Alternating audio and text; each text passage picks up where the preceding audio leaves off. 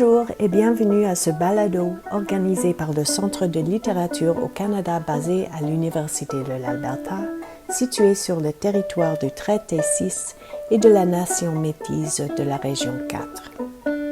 Aujourd'hui, vous écouterez deux poètes, Louise Dupré et Evelyne Gagnon, qui lisent et dialoguent sur le rôle de la poésie dans la création et le maintien de l'espoir, un sujet dont nous avons tellement besoin en ce moment.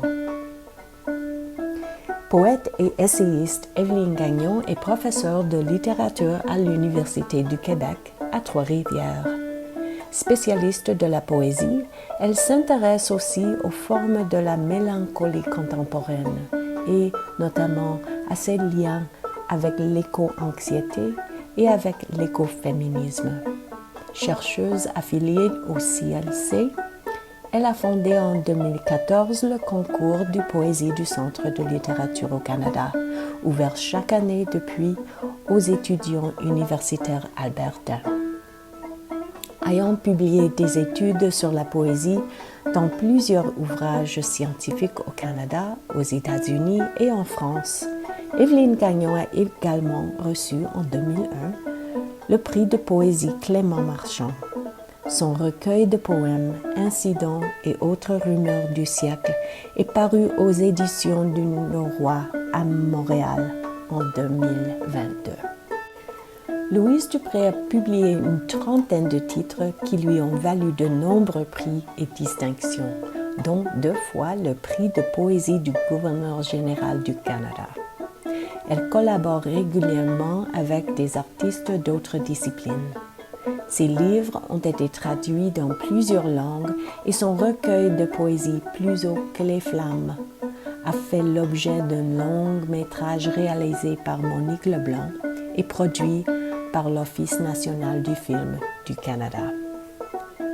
Professeure au département d'études littéraires de l'Université du Québec à Montréal de 1988 à 2008, elle consacre maintenant son temps à l'écriture.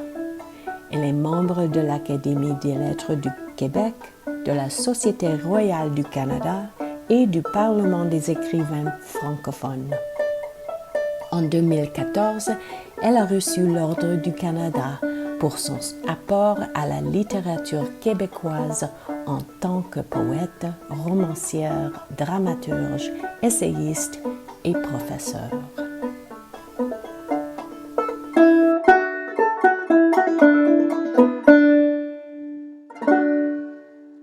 Bonjour Louise, quel bonheur de pouvoir entreprendre cette conversation avec toi aujourd'hui. Ben, tout le bonheur est pour moi, Evelyne.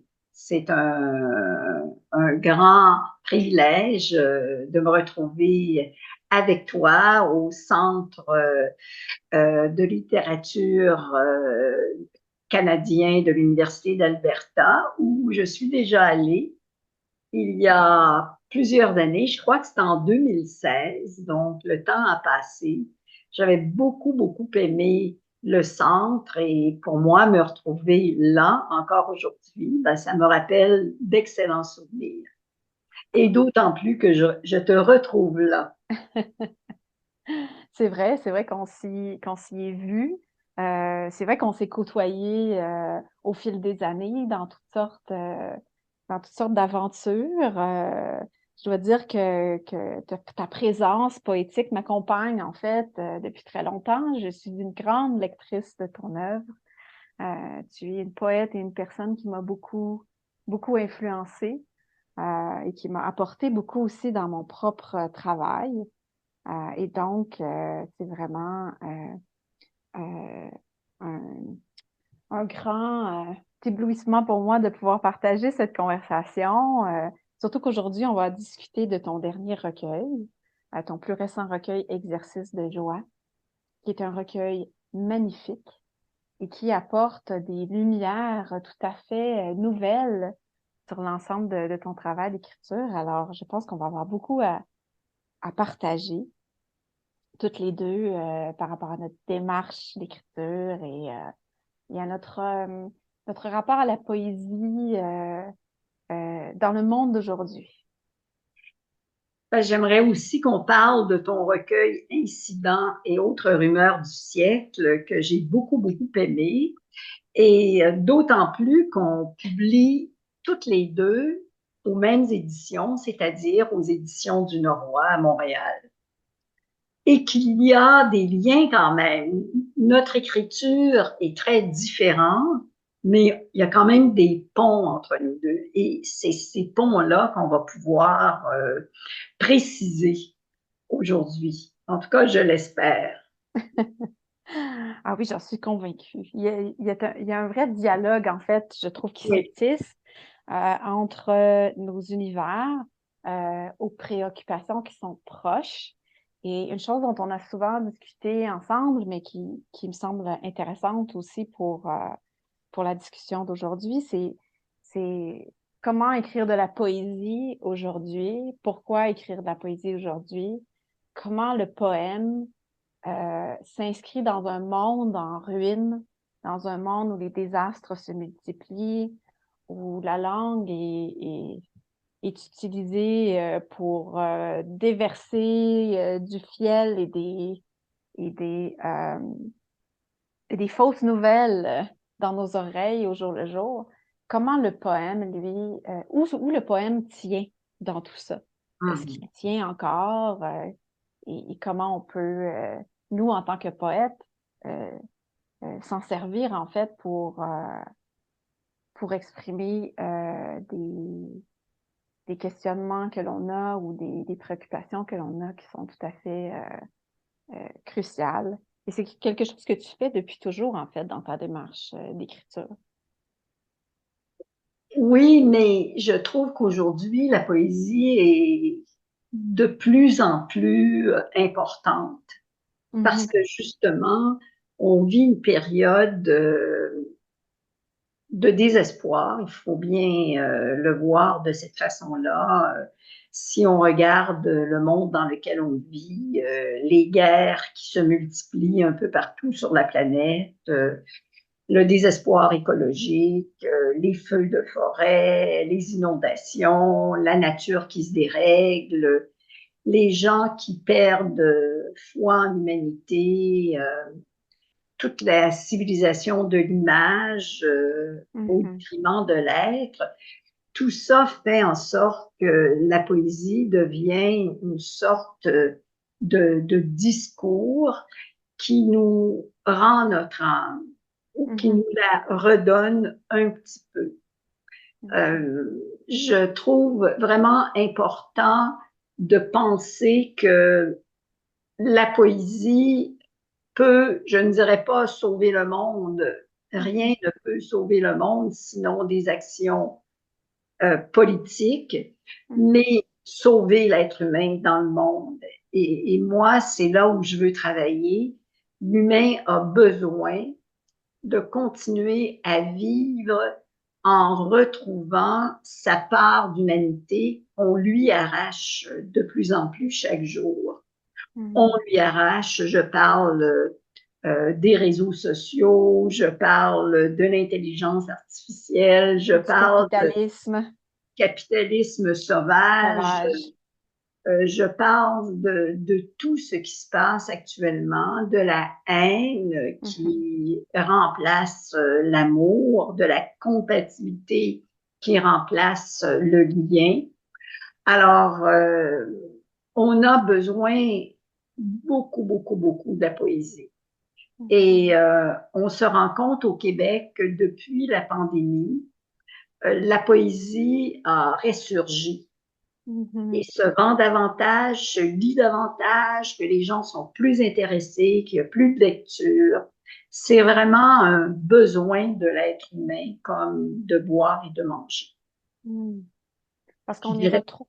Oui, je dirais pas de tout le monde, là, oui. évidemment, on s'en doute, mais il y a une partie de la population de plus Mhm. en plus nombreuse euh, qui se cherche et qui a besoin de se rattacher à euh, un discours qui n'est pas une langue de bois.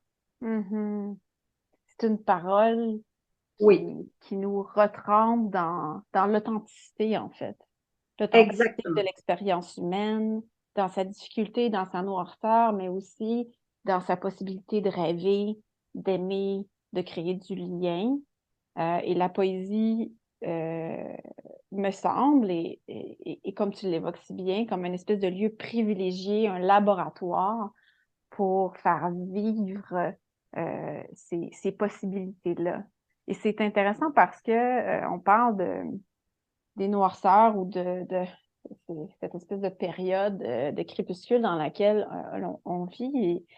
Et dans ton œuvre, dans tes récents recueils, on a beaucoup, tu as beaucoup mis en scène un sujet poétique, un sujet féminin poétique qui regarde le monde et qui constate les ruines du monde.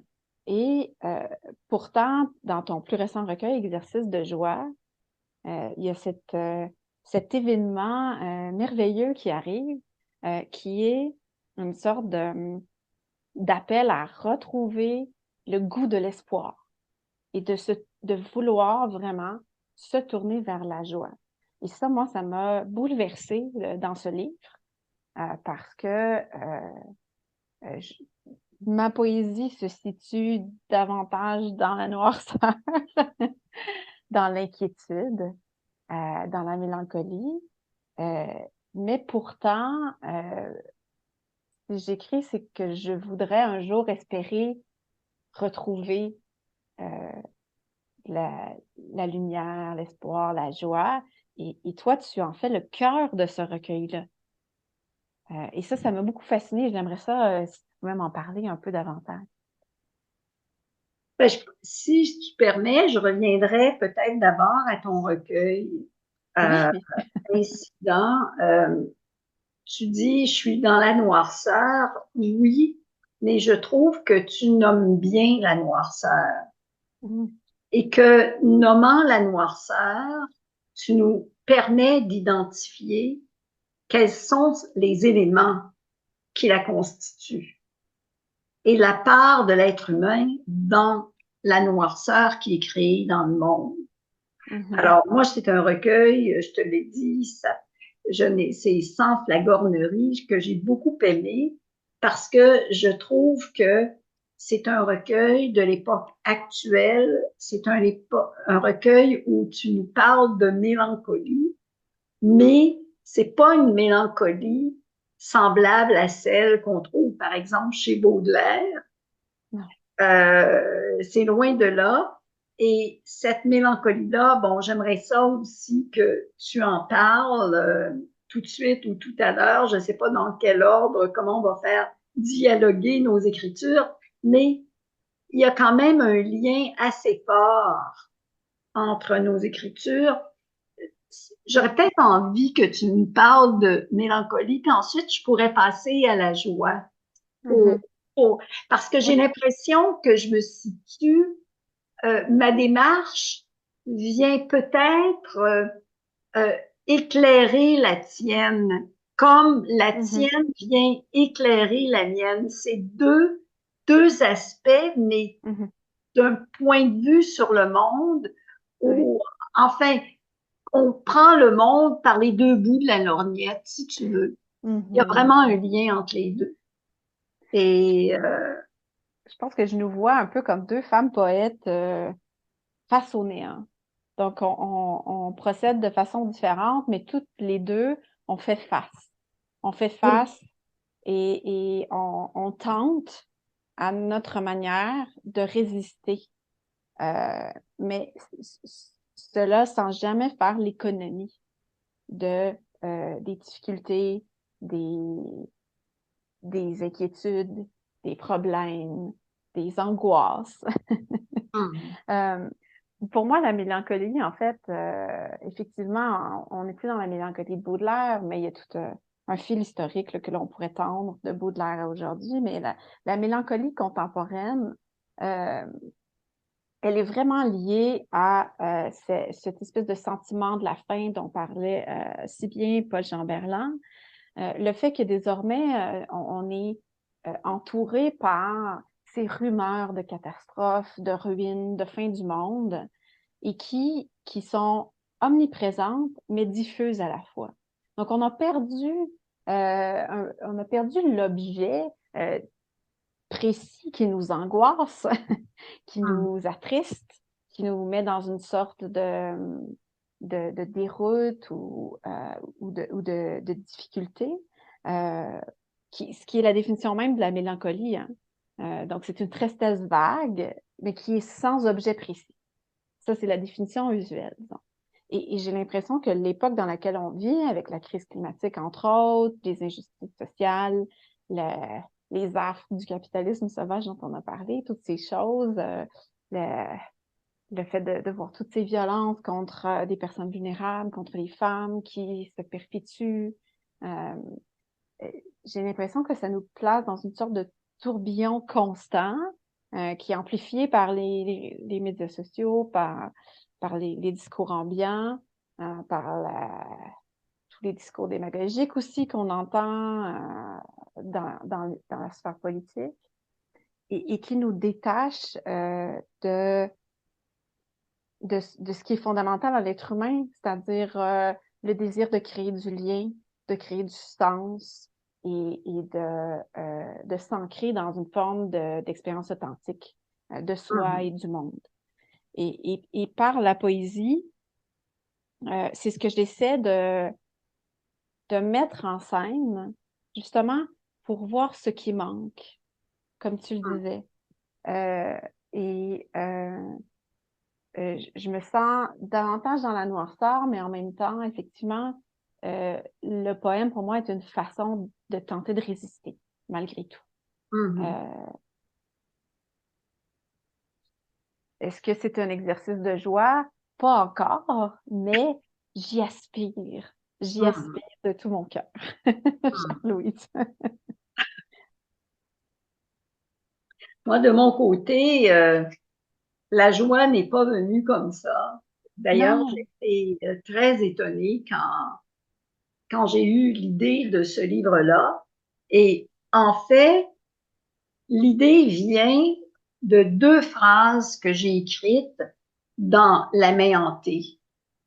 Alors, dans La main hantée, m'est venue un matin, une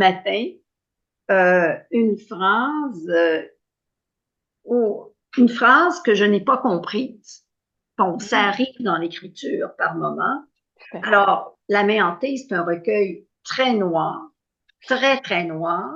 Magnifique. Où le sujet qui écrit l'énonciatrice, parce que on sait très bien que dans le jeu lyrique, c'est à la fois le poète et non pas le poète. C'est le poète qui prend une distance avec lui-même. Alors, on devrait parler d'un tu lyrique parce que c'est un jeu qui est à distance de lui-même et qui prend la forme du tu.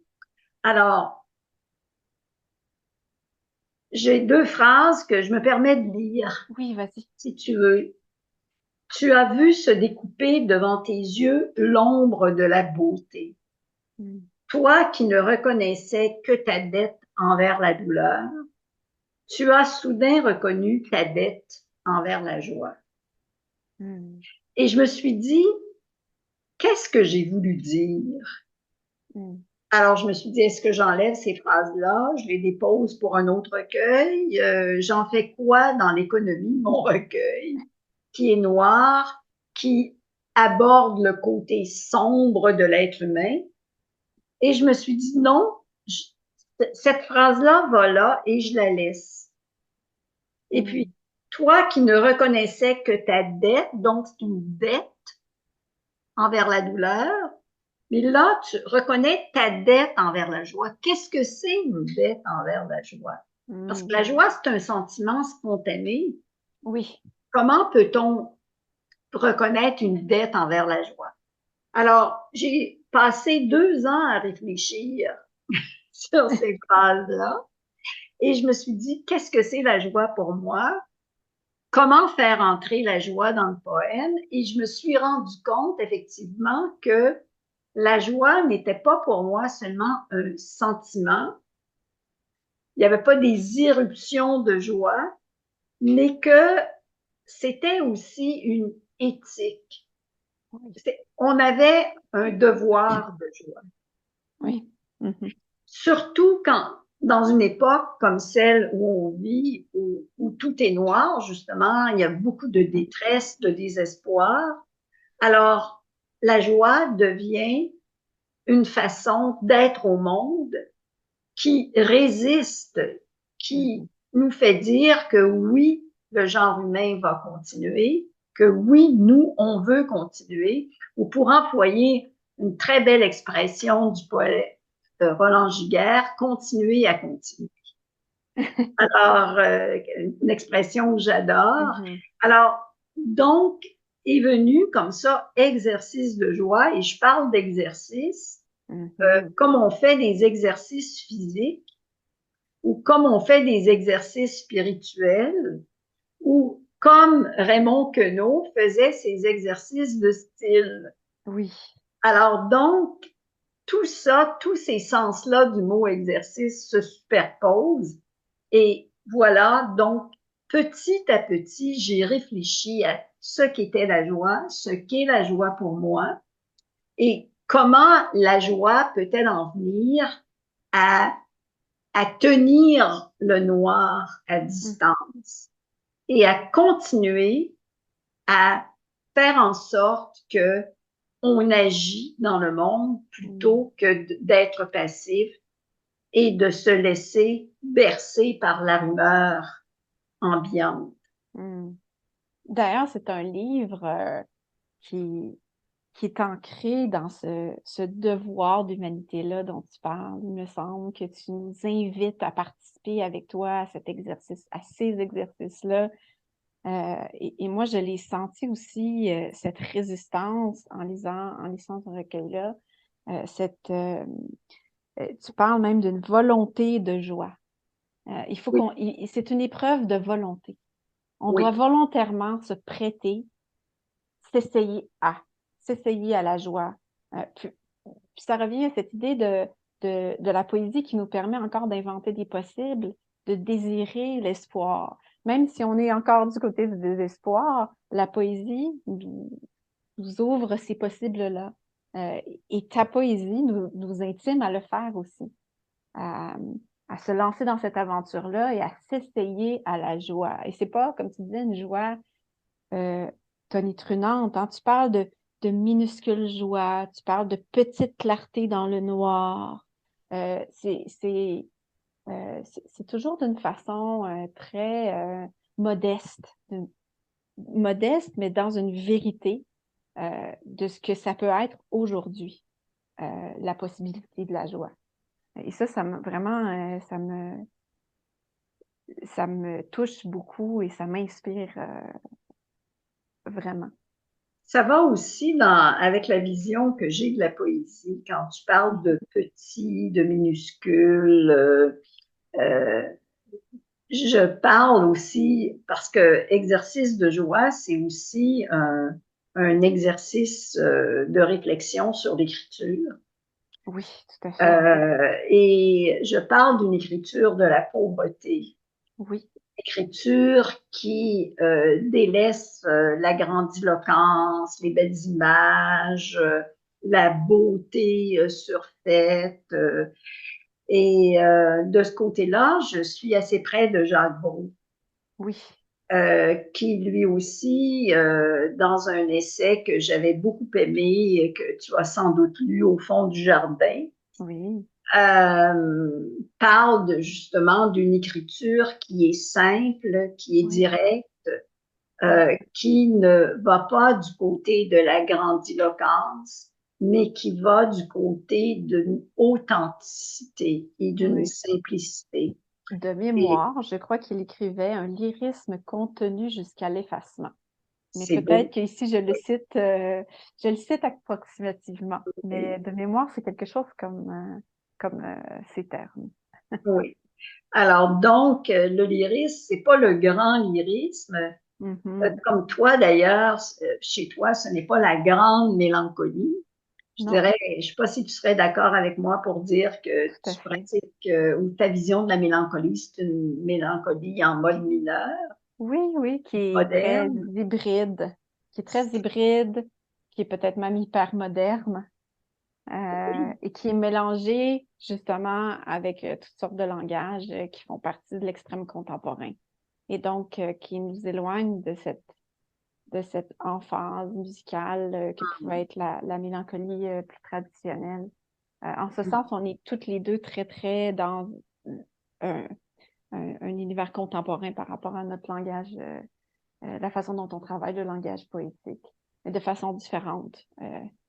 Tout à fait. Et tu as un exergue de José Yvon, je trouve, qui allait parfaitement avec ton recueil. Alors, je ne peux pas m'empêcher de citer les trois vers. Faisons-nous Déjà, plaisir. nous étions seuls, comme de vulgaires siamois, dans cette obscène modernité. Alors, chez toi, la modernité est obscène. Ouais. Et chez moi aussi, d'une certaine façon. Oui. Et on lutte contre ça, toutes les deux, chacune à notre façon. Oui. Et il y a une lutte contre l'obscène de la modernité, une modernité qui, chez toi, est une dépersonnalisation de l'être humain aussi. Si je te lis bien, en tout cas, il me semble que je vois ça. Tu parles de bandes sonores, étranges de cataclysmes qu'on ne perçoit plus, de théâtre, ça revient souvent, le théâtre, des lacets autour du cou. Bon, il y a tout un travail chez toi d'identification de lieux, de façon de faire, de façon d'agir, où l'authenticité n'est pas présente. Mm-hmm. Mm-hmm. Oui, c'est comme si j'essayais de lever le voile, en fait. Lever le voile sur ces fictions qui, euh, qui nous, qui nous submergent et qui nous empêchent de retrouver le lien authentique à soi et au monde, au vivant. Et moi, je vis dans ce monde-là, en fait. Et ce monde-là m'envahit, m'oppresse, me détache de moi, m'éloigne de mon humanité. Et c'est en montrant, en utilisant en fait ces scènes-là dans mes poèmes que j'essaie un peu de dévoiler. Dévoiler pour montrer les percées d'humanité, les percées de désir, les percées de résistance. Je pense que toutes les deux, on essaie de créer, même dans un contexte où on reconnaît la difficulté du vivre aujourd'hui. Toutes les deux, on essaie de faire de la poésie qui crée des forces de vivre, comme le dit si bien Marielle Massé. Hein, ce sont des langues qui essaient de créer des forces de vivre, ou en tout cas de survivre. Je ne sais pas si tu voulais lire un extrait, Louise. Pourquoi pas? Ça permettrait aussi d'éclairer. oui, Donc, de moi, ça me voir. ferait plaisir parce que c'est toujours J'aimerais aussi que un tu. ravissement de t'entendre lire.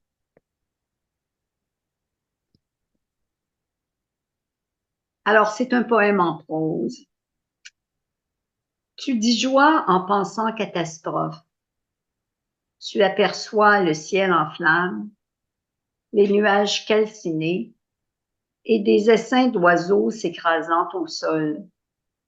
Ou peut-être s'agit-il d'anges habitués à garder les enfants durant la nuit. Et pourtant, tu t'accroches à la joie. Tu en fais l'effort comme on se donne un devoir de conscience. Tu n'entends pas renoncer au cœur qui transforme en joyaux les cailloux du chemin. Même si c'est pure lubie de femme qui refuse de regarder la réalité en face. Suie, cendre, paysage de chagrin et de pitié. Tu dresses la liste des images bienveillantes que tu pourrais décrire.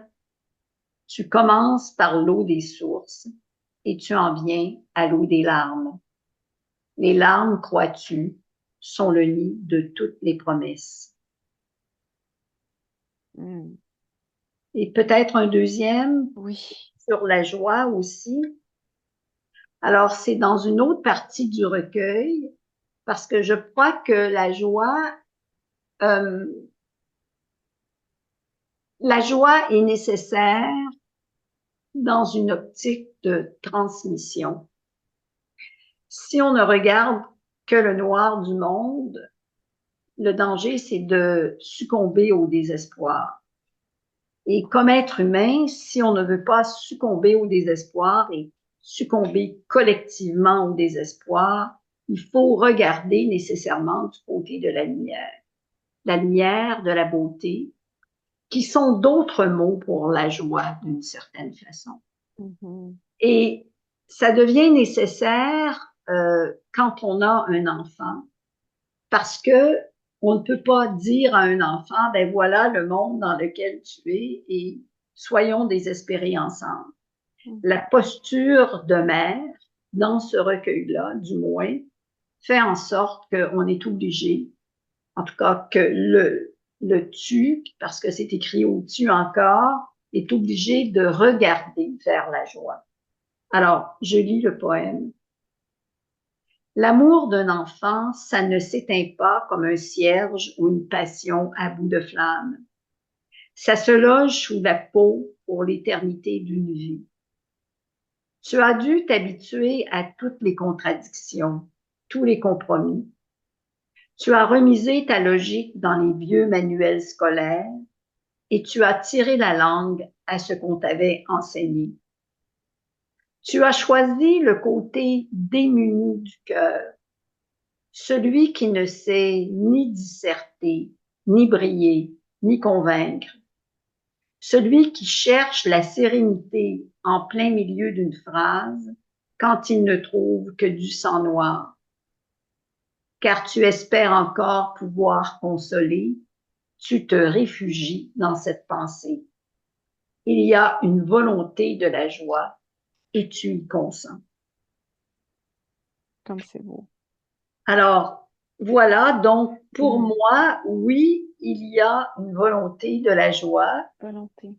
Dans ce recueil-là, ce n'est pas une joie spontanée, c'est une joie qui cherche un chemin vers la lumière, vers l'espoir, vers l'amour. Et comme tu le disais si bien tout à l'heure, c'est aussi le désir de créer du lien, de créer du lien. Alors, c'est un recueil justement qui s'efforce de regarder du côté de la compassion, du côté de l'affection, du côté de l'amour.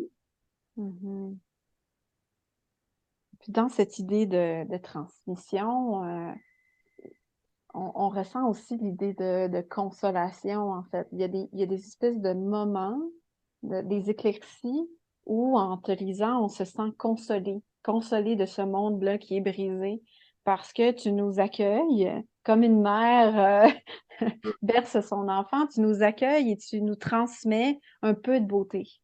Tu nous transmets un peu d'espoir. Tu nous dis, tu nous rappelles que c'est notre devoir, notre responsabilité de nous exercer à, à la compassion, à reconnaître la beauté, à reconnaître l'humanité. Et ça, ce sont pas des leçons de vie importantes, mais je dirais, c'est une parole qui est essentielle pour toutes les raisons que l'on a évoquées dans notre conversation. Et il y a des moments comme ça dans ton écriture d'apaisement qui font qui ravissent le lecteur, hein, au terme de ravir et d'être tu nous usurpes à la noirceur pour nous rendre un peu du côté de la lumière, ou en tout cas nous montrer que ça peut exister encore. Et donc, il y a quelque chose d'infiniment infiniment beau et motivant dans ce livre-là en particulier, et qui s'inscrit là, dans cette espèce de poétique de la résistance que tu as mise en œuvre. Ben, c'est que j'essaie de résister à l'esprit du siècle qui va vers la violence, Ouais. qui va vers le combat les armes, qui va vers la haine, qui va vers tout ce qu'on connaît du monde actuel, de l'insulte, de la force. Et j'essaie, je le dis dans le recueil à un moment donné, tu cherches depuis peu à pratiquer la douceur comme une discipline de combat, une charité à te faire à toi-même. Ouais. C'est un monde où qui ne permet plus la douceur. Ouais. Ce qui est important, c'est la force, c'est de crier fort, c'est d'agir, c'est d'être violent avec les autres. C'est un langage qu'on comprend, mais on ne comprend pas du tout ce que ça peut être. J'essaie de ressusciter des idées démodées, la douceur, la politesse, la délicatesse, l'amour. C'est plus à la mode, ça. C'est vraiment un recueil qui n'est pas à la mode. Mais, à vrai dire, je crois qu'il faut en venir là. Il faut en venir là parce que on est en train de se détruire à force de violence.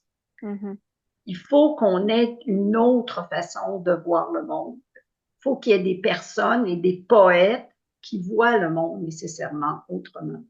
Et je retrouve ça aussi dans ton recueil, qui est un recueil très dur, évidemment parce que tu nommes le noir du monde, mais je dirais que cette compassion-là, cette douceur-là, je la sens dans l'énonciation.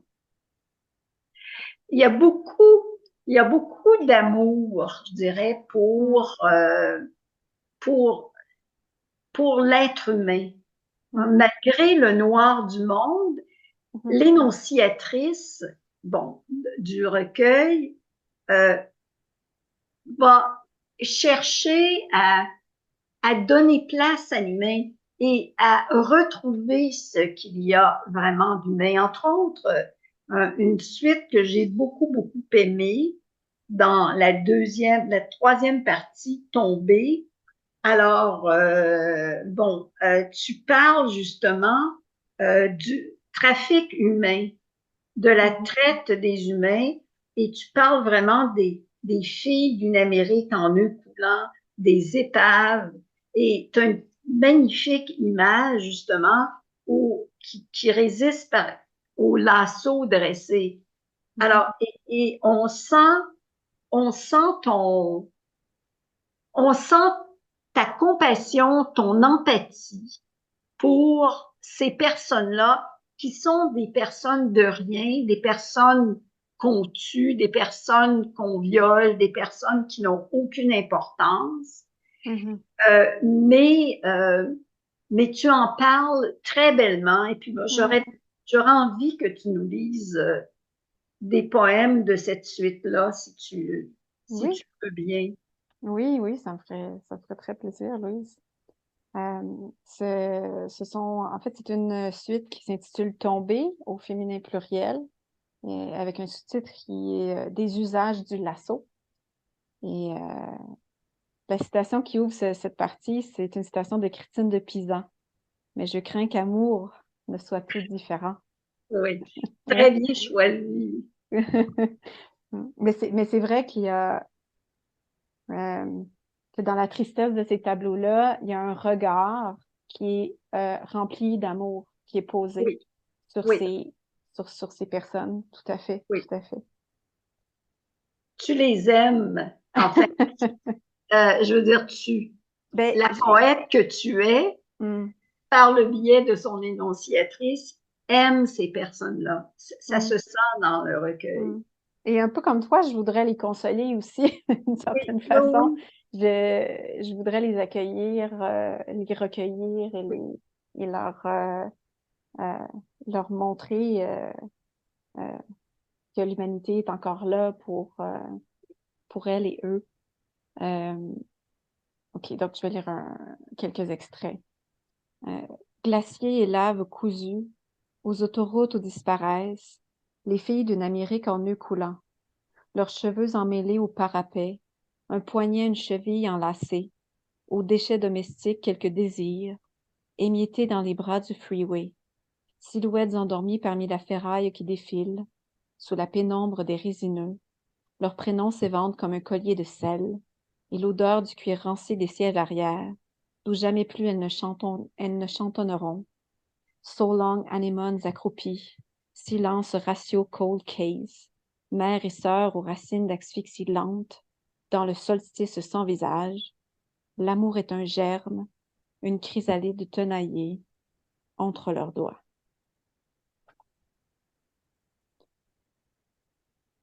Entre des murs en carton, une autre ici tombée, s'étend et se cale, fille flirte, car la pauvreté est une corolle qui s'ébranche dans le noir. Elle s'enlise et s'essouffle, retire son plumage, telle la toge d'Hypatie. Les draps encordés par le froissement des sueurs et ses décalques sur sa chair. Personne ne sait vraiment mourir, lui murmure-t-il tour à tour. Elle s'y exerce pourtant. Par moments, elle se love sous le lit, dès que les affaires ralentissent, se délasse de ses filets, ses phalanges multicolores percent, les ravines de ses bas rêvent de patines. Who's missing? En deçà des ressorts et moutons, elle implore que le jour, que la nuit, que la patience du tricot se mêlent à ses courbes, enrubannées dans la chaleur du linceul, là où le sommier s'étue, sa dépouille tranquille, du coin de l'œil tourne, et doucement nous regarde. C'est beau. C'est vraiment touchant. Je sais que c'est pas un discours universitaire de dire que un poème est touchant, mais est-ce que la poésie ne peut pas atteindre aussi non seulement l'intelligence, mais le cœur? Et quand une poésie arrive à faire les deux, comme c'est le cas de la tienne, je trouve qu'on en sort enrichi. Et on redonne justement à l'humanité un peu d'une émotion qui est une émotion vraie. Et je trouve que dans le regard que tu portes sur ces femmes-là dans ton texte, tu arrives justement à nous les faire voir intellectuellement, mais nous les faire voir aussi physiquement et nous les faire aimer nous. Et c'est ça qui nous console. Je pense que si on n'arrive plus à les consoler parce qu'effectivement, elles, euh, elles sont mortes, hein, leur dépouille, il est question de leur dépouille. Nous restons vivants, vivantes, et cette pensée-là nous console. C'était important pour moi dans la chute du poème, elle nous regarde. Oui. Euh, C'était important, ça, pour moi, qu'elle se retourne et nous regarde. Comme un peu comme le tutoiement fonctionne dans ton écriture, hein, qui est cette espèce d'effet miroir entre le poème, le lecteur et le sujet de dénonciation qui circule dans le poème aussi. Donc, c'est une sorte de personnage lyrique qui est là, mais euh, elle, elle nous regarde et on ne peut pas détourner le regard. Et c'est dans le regard qu'on peut créer du lien aussi. Qu'on crée du lien, qu'on crée un Oui. espace de conversation, de rencontre, de dialogue, un vrai espace euh, afin que nos humanités se rencontrent quelque part. C'est dans ces mouvements-là, euh, entre soi et le poème, entre le poème et le lecteur et la lectrice, euh, qui se crée une sorte de dialogue de voix, en fait, Mhm. où on peut aussi espérer recréer du lien, Mhm. recréer une sensibilité à la détresse de l'autre, voir dans la difficulté de l'autre des difficultés que l'on peut reconnaître aussi chez nous. Mhm. Mhm. Et puis, il me semble qu'il y a ce désir-là de connexion qui est de plus en plus criant aujourd'hui. Bon, peut-être de plus en plus criant, peut-être que ça a été le cas à d'autres époques aussi. En tout cas, moi, je le ressens comme quelque chose de vraiment fondamental. Euh, et c'est pour ça que dans mon écriture, je mets en scène toutes sortes de langages, toutes sortes de paroles et de discours qui sont Mhm. différents et entre lesquels on voit poindre en fait un désir Mhm. de connecter avec la Mhm. vérité de l'autre. Mhm. Parce que c'est quelque chose qui nous échappe beaucoup Mhm. aujourd'hui. Euh, Mhm. donc, en ce sens-là, on est toutes les deux dans le désir. D'ailleurs, tu le Oui, dis hein, dans l'exercice de joie, je reste debout, femme de désir. Est-ce que tu pourrais lire cet extrait, Louise? un C'est instant, je vais tellement essayer de beau. le retrouver. 97. 97. D'accord.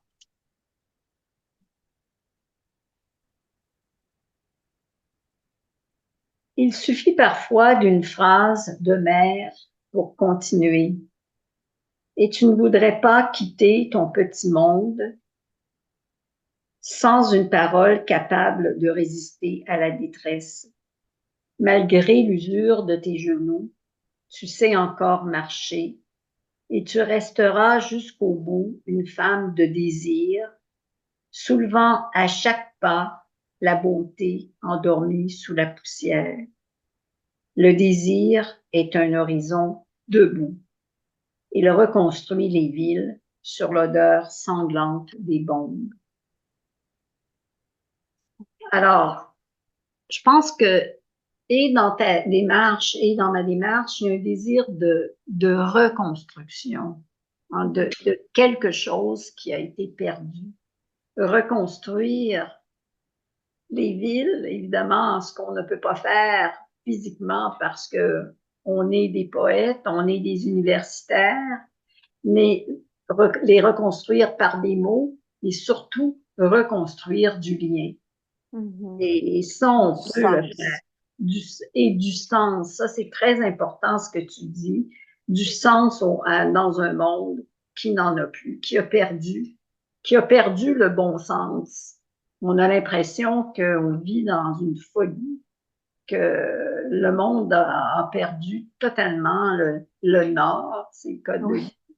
et que on veut, et toi et moi, reconstruire du sens. Mais je crois aussi que c'est la mission de la poésie.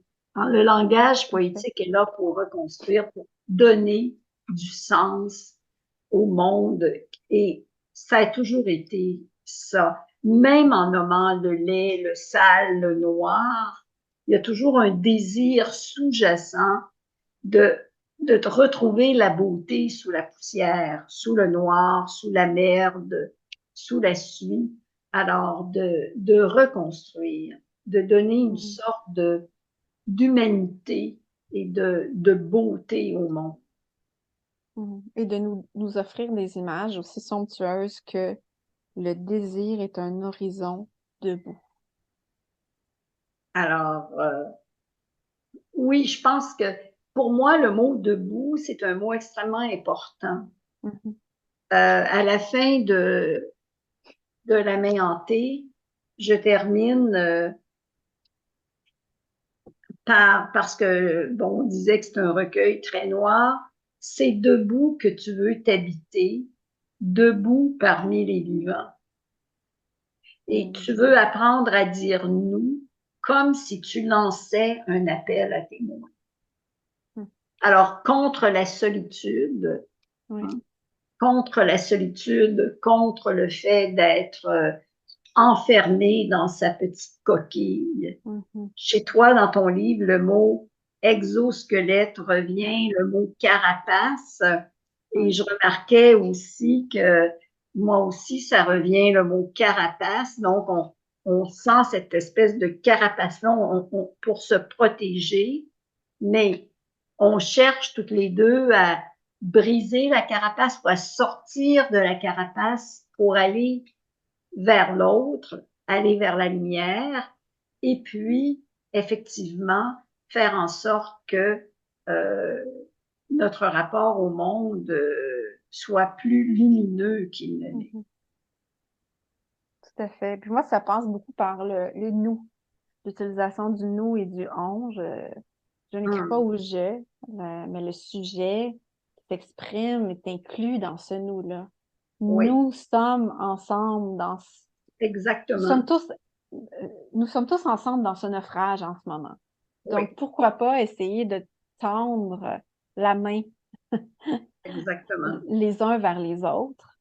Euh, et c'est un peu comme ça que je, que j'ai conçu ce recueil-là, euh, en étant, en espérant, en fait, me maintenir du côté du vivant, du côté des vivants, Hum, comme tu dis si bien, comme hum. tu dis si bien. Alors, c'est vraiment un travail que je sens chez toi et que tu fais, je trouve, à merveille. J'aurais vraiment envie que tu nous lises un autre passage pour peut-être, si je peux avoir une demande spéciale. OK. Euh, le dernier poème, Oui. Le tout dernier? oui, parce que je trouve que malgré tout le noir que tu mets en scène, que tu nous présentes, il y a quand même une ouverture vers la lumière. Oui. Plutôt que d'en parler moi-même, ce serait tellement plus beau, hein. Oui, dans la dernière partie du livre, en fait, euh, euh, la dernière partie s'intitule Compendium pour les heures difficiles, et puis il y a cette idée d'un incident, une sorte de cataclysme majeur qui se produirait. Et puis, lentement, dans cette partie-là, il y a une sorte de relèvement qui se fait. C'est très petit, c'est très subtil, c'est, Mais c'est là. mais, mais c'est là, mais c'est là. Et donc, après cette espèce de grande commotion, ou cet incident majeur, euh, où il y a ensuite toutes sortes d'errance et tout ça, ben, il y a ce désir-là de recommencement. Alors, le premier poème se lit comme suit. Le premier, non, en fait, c'est le dernier.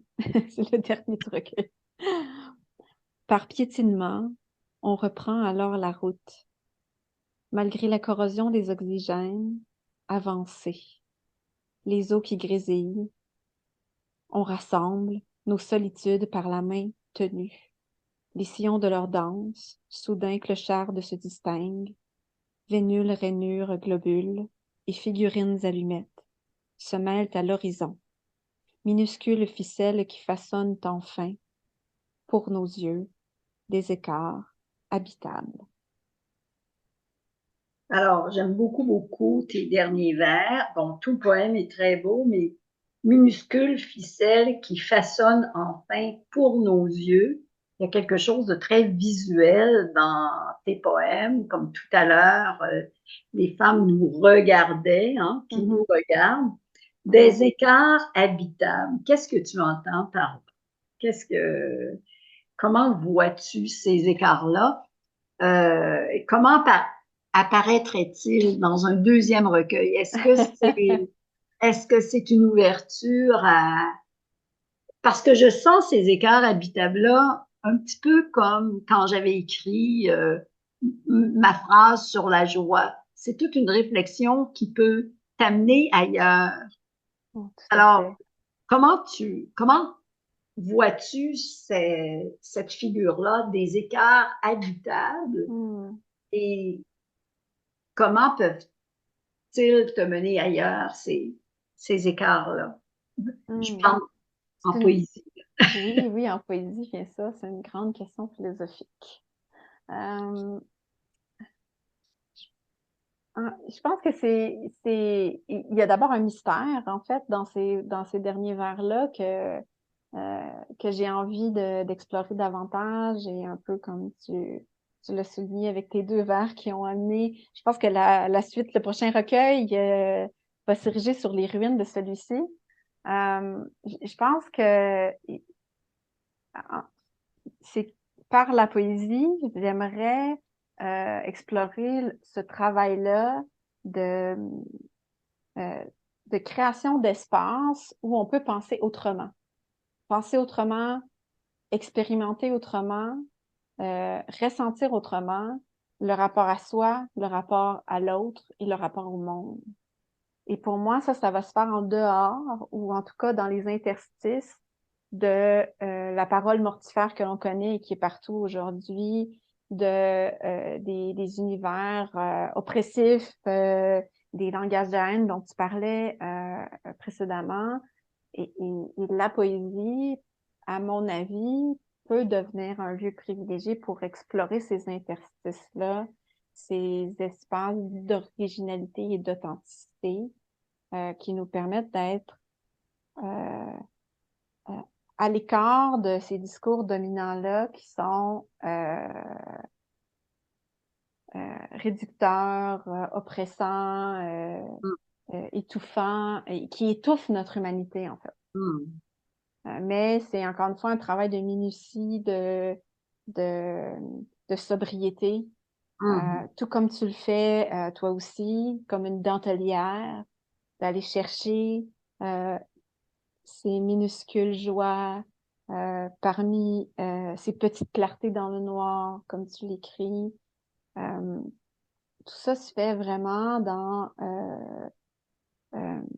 un esprit de maillage mm, de toutes ces petites possibilités que l'on essaie de rapiécer ensemble. Et je pense qu'en cela, nos démarches se rencontrent. mm, mm. Euh, tout à fait. Je ne sais pas si tu es d'accord. Oui, je suis tout à fait d'accord. Je suis tout à fait d'accord.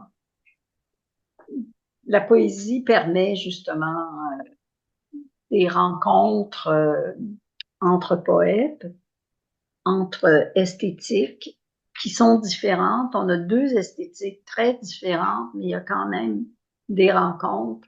Il y a un maillage entre nous euh, Mhm. dans la différence, mais aussi dans la complicité.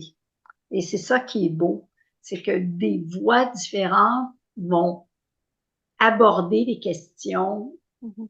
différemment aussi pour donner des points de vue qui se complètent et qui se nourrissent l'un l'autre. Alors moi, c'est ce que j'aime beaucoup dans Incidents et autres rumeurs du siècle et je vais lire le prochain recueil avec beaucoup de joie, sans faire Oh. d'exercice, sans faire d'exercice cette fois-là. Mais moi, en fait, j'inviterais toutes les personnes qui ont été à l'écoute à aller découvrir ou relire ce recueil vraiment extraordinaire qui est Exercice de joie. Moi, je le conçois comme un point culminant dans une œuvre qui est majestueuse et fort importante. Si vous devez lire un ou une poète québécois, lisez Louis Dupré. Et peut-être que vous y trouverez quelques consolations, du moins quelques clartés, puisque elle y travaille depuis plusieurs années avec la plus grande minutie et avec beaucoup d'amour. Alors, Merci. je suis ravie de cette conversation, Louise. Encore une fois, ce fut une merveilleuse rencontre. Merci pour ta générosité. Merci pour ta poésie. Je pense que s'il y a une personne généreuse, c'est toi. Et puis, ben, merci aussi pour ta poésie et merci d'être celle que tu es. Et merci aussi, Elsie aussi. Et le CLC est vraiment important. Merci beaucoup, beaucoup au CLC qui nous a permis de faire cette belle rencontre-là.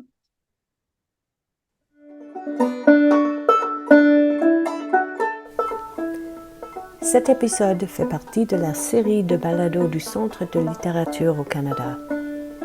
Édité par Claire Peters. Musique composée et jouée par Bruce Ziff.